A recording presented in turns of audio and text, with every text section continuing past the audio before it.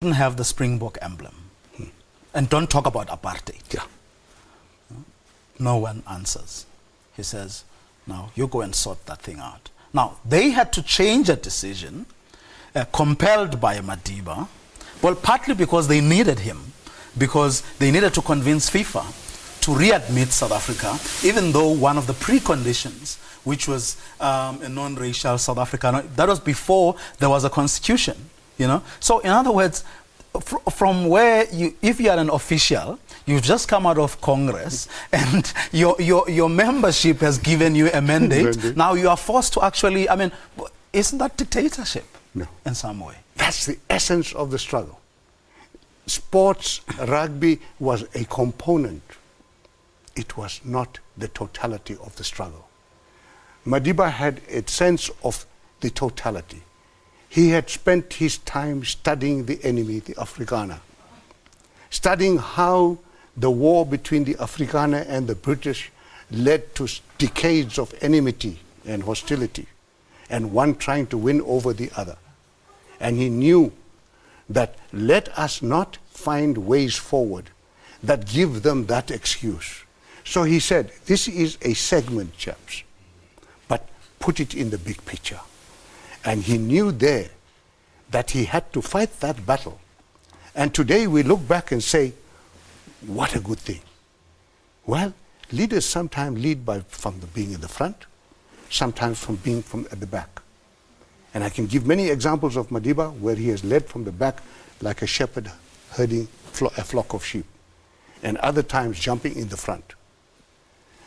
There is no book that says how you should do that. It's only the results that determine whether the person is a leader. When you look back at life at Robben Island and how Madiba carried himself, are you able to point to specific moments or events? Now, apart from like initiating the talk with Kobi Kutsie and so on, but are you able to point at specific events or incidents that you believe sort of profoundly laid the basis for what we have today, or what eventually became 1994? The first incident that I can think of is in 1965, when the commanding officer of all South Africans' prisons, General Steyn, quite a gentleman, who never put on his uniform when he came to Robben Island, wore a black suit, a white shirt, a discreet tie, and a bowler hat. He'd come there. And he came there, and in the quadrangle, we were all gathered, and Mandela went up to speak to him. And he began to say to Mandela, Mandela, forget about all these complaints, you are not in a hotel. And he was quite firm and quite discourteous. And we were listening, and I'm saying to myself, how is he going to handle this? If I'm there, I'm going to tell him to futsak. Mandela looks at him and says to him in a steady voice, he says, General, you are commanding one side of the forces. I'm in command on another side, and we are at war. One day, we don't know in a war who's going to win. But one day, even if you have defeated me or I have defeated you, we will have to meet, even if it is to receive the surrender of the other. The quality of that moment will be determined by how we treat each other today. Now, and I saw this general wilt. Now let's fast forward to 1994. You are part of Madiba's. How was it like to serve in his cabinet?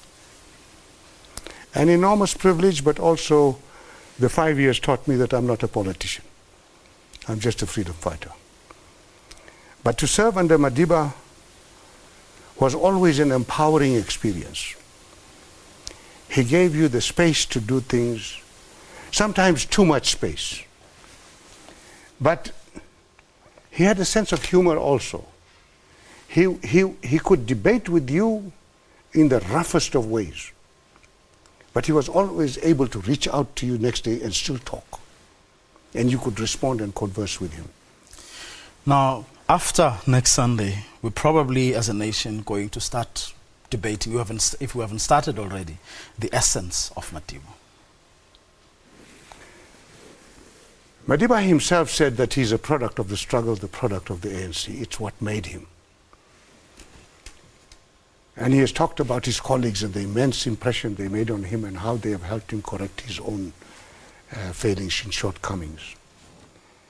And through struggle, the ethos that he has embodied was the ethos shaped by the ANC, that you are there in the struggle as a servant of the people.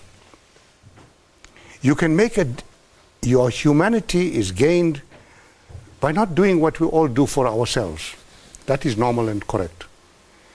But it is when you do things to make a difference to the lives of others that you become a human being. That is the essence of Madiba. That is why young people from Toronto, Peruvian peasants, workers in Cairo, stockbrokers in London, all admire him. Because they see in him the hope of the future. They see in him themselves. And all of us have a little bit of Madiba in us. The only thing is how to get it out. The way to get it out is to understand this part of him, that you gain your humanity by what the difference you make to the lives of others.